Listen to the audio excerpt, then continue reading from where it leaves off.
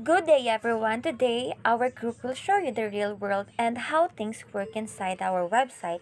This part of our website presents the heart of our advocacy, helping underprivileged communities. The banner reminds us that poverty is not just about the lack of money, but also about the lack of care, support, and opportunity. We named our website PASTUK. And ang ibig sabihin po nito ay providing aid and support to underprivileged communities. Together, let's end poverty. And meron po itong join button na later papakita namin kung paano siya nagwo-work. Our goal is simple yet impactful.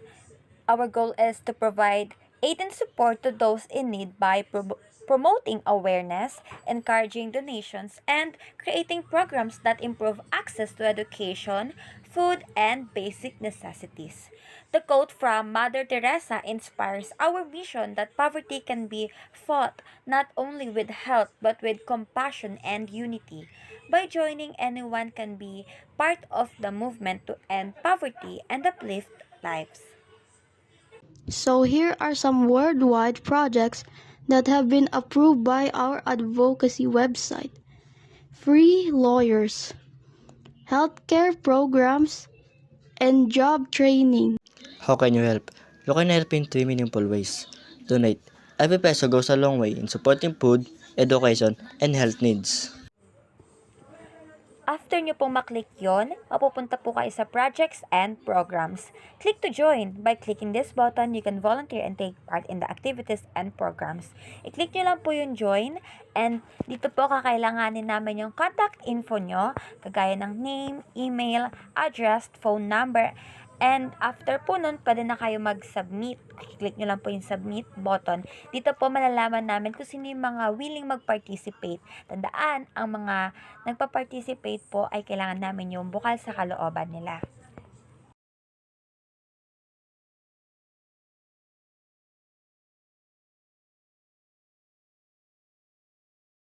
Sa website po namin, we have donate. Yung donate po is ito po yung magbibigay ng mga donations sa charity para makalikom para ibigay sa mga mahihirap. After nyong i-click ang link, mapupunta po kayo sa mga steps. Step 1. Select a project. Dito po pipili kayo saan kayo magdo-donate. Step 2. Enter the donation amount. Dito po maglalagay kayo magkano ibibigay nyo. Kahit small amount lang po. Step 3. Choose a payment options. Dito po pipili kayo saan kayong apps magbibigay ng donations. Step 4. Click the submit button. I-submit nyo na po. And done.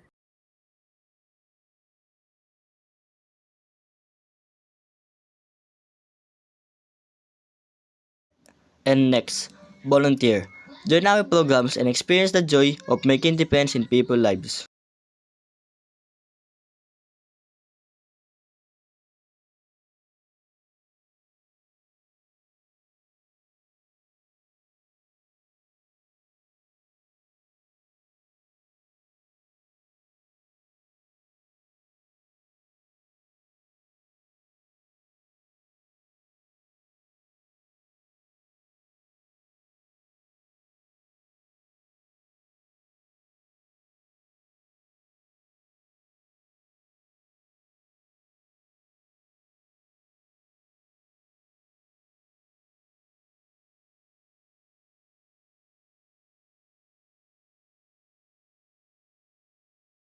And last, share.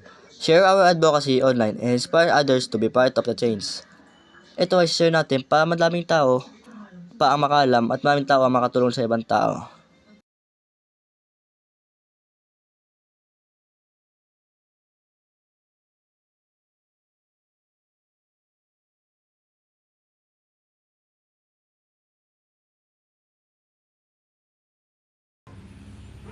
Poverty-related challenge, such as child labor, early pregnancy, and lack of resources, hinder educational access for many poor Filipino students. In the Philippines, poverty extends beyond financial constraints. It also involves unequal opportunities, and the deprivation of basic necessaries. Necessities 8.7 million hanggang 9.79 million na Pilipino na hindi afford ang mga basic needs nito. This part of our website presents the real situation of poverty in the Philippines based on the data from the Philippine Statistics Authority. Around 8.7 to 9.79 million Filipinos cannot afford their basic food needs. In addition, poverty leads to unequal opportunities. Many Filipinos are deprived of basic necessities such as food, clean water, and shelter, which prevents them from living healthy and stable lives. Dropout rates in schools, particularly in low-income areas, are a widespread issue where many children leave education prematurely. A key reason is that families cannot afford essential costs like tuition fees, uniforms, or school supplies. Below, I'll explain this clearly, breaking it down into causes, impacts, and potential solutions.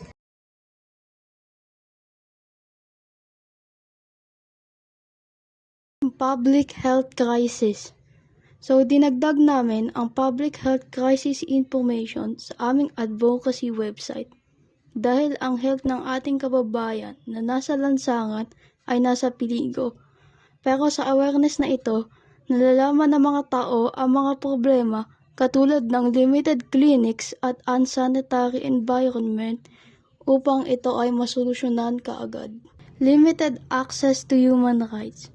Poverty makes people deeply feel the gap between social statuses as it limits their access to basic human rights because of poverty.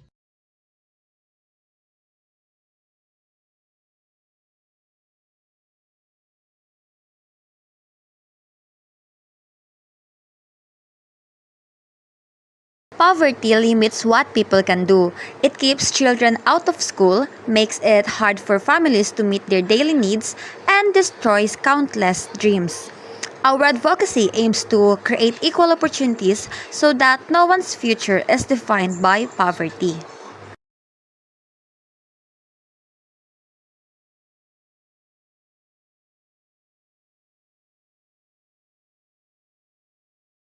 So, we need to achieve a high quality education for juvenile people and children.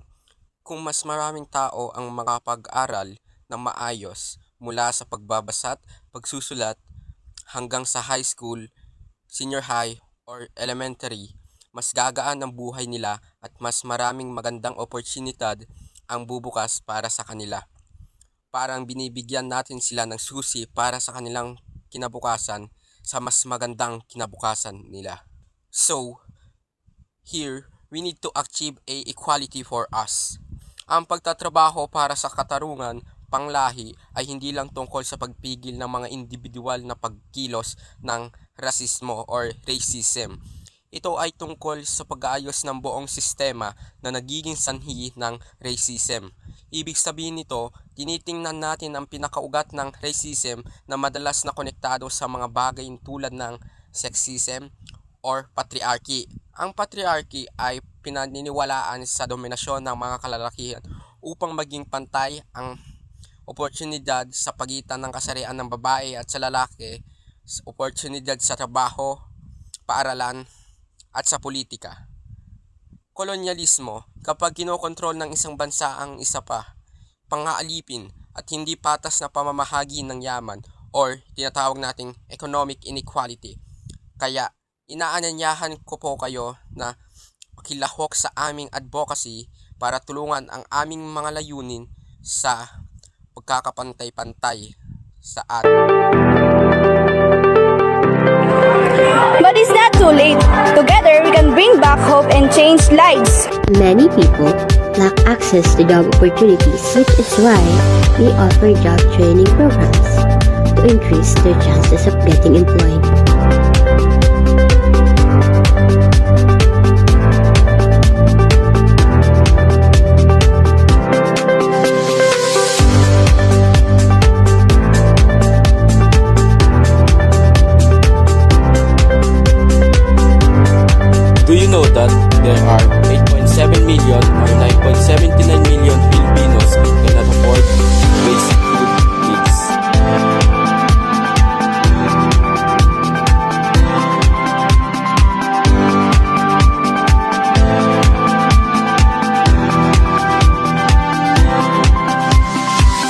children are forced to leave school because their families cannot afford tuition, uniforms, or school supplies.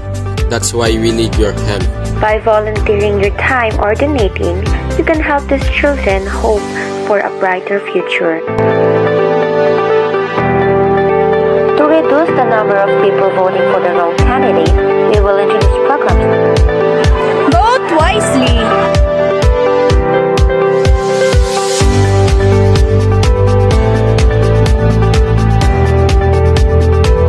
That will guide voters in making the right choices.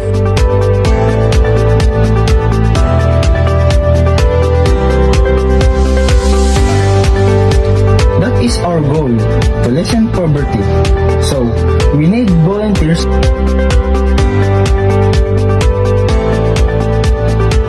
and support to feed and give donations to those in need.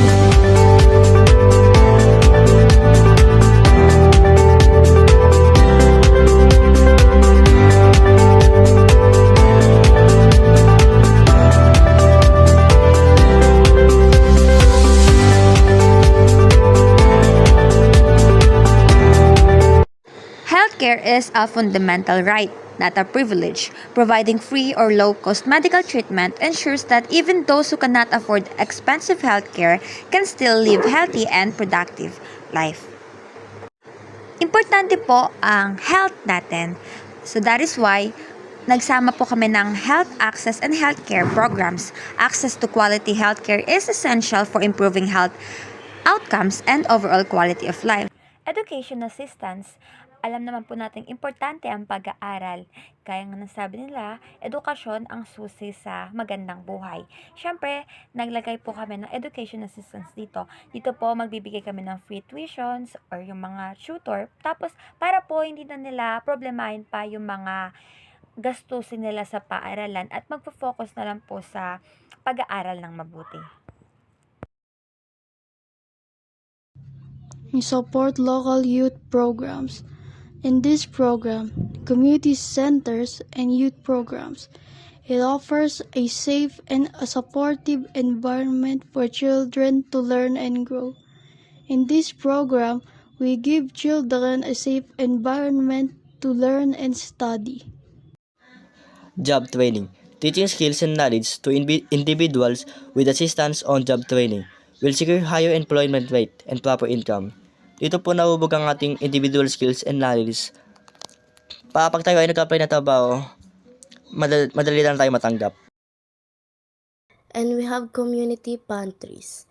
Ito po yung isinasagawa sa isang barangay upang magbahagi ng mga goods, kagaya ng mga pagkain, vegetables, and any medicines po na kailangan ng tao. Ito po ay nakakatulong sa mga tao na hindi kaya mag-provide o kulang sa pangangailangan. Donate school supplies. Imagine starting the school year without pencil, notebook, or backpack. Many children face this reality. Donating school supplies means providing items like notebooks, backpacks, and other learning materials to students who may not have the resources to afford them. Volunteer your time. This is gold.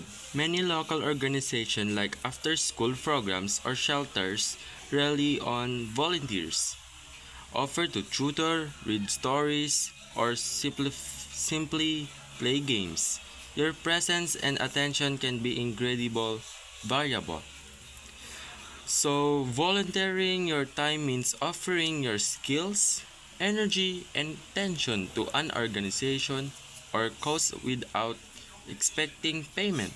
It's about contributing to the community and making a positive impact through unpaid service. So that's it. Share your professional skills with children. Offer workshop on resume writing, job interview skills, and financial literacy.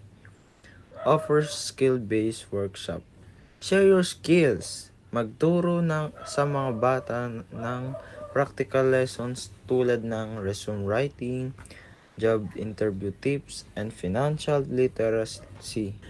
Magturo sa mga bata na practical lesson tulad ng mga resume, writing job, interview, or financial literacy to help them build para sa mga bata, para sa future nila and mag-ano sa susunod na henerasyon. Yun lang. We also have Think Before You Vote. This program encourages every voter to reflect, research, and choose wisely. Ito po ay isa sa mga program na maganda at importante. Dito po, alam naman natin na ang poverty, kaya po nagkakaroon ng poverty, isa rin po sa mga dahilan nun ay ang mga corrupt na tao. Kaya po ang program na ito, magbibigay po kami ng details, background check sa mga candidates na iboboto natin, kung maganda po ba talagang iboto sila or may mas gaganda pang tao na pwede nating iboto para magamit po natin yung card natin bilang voter sa magandang paraan.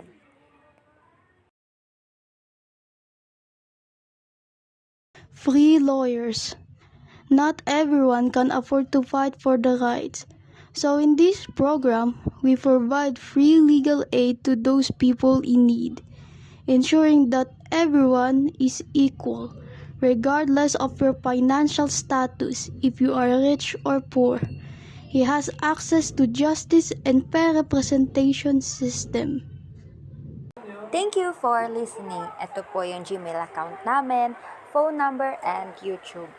Together, let's make a difference, not just by giving money, but by giving love, care, and hope to those who need it most.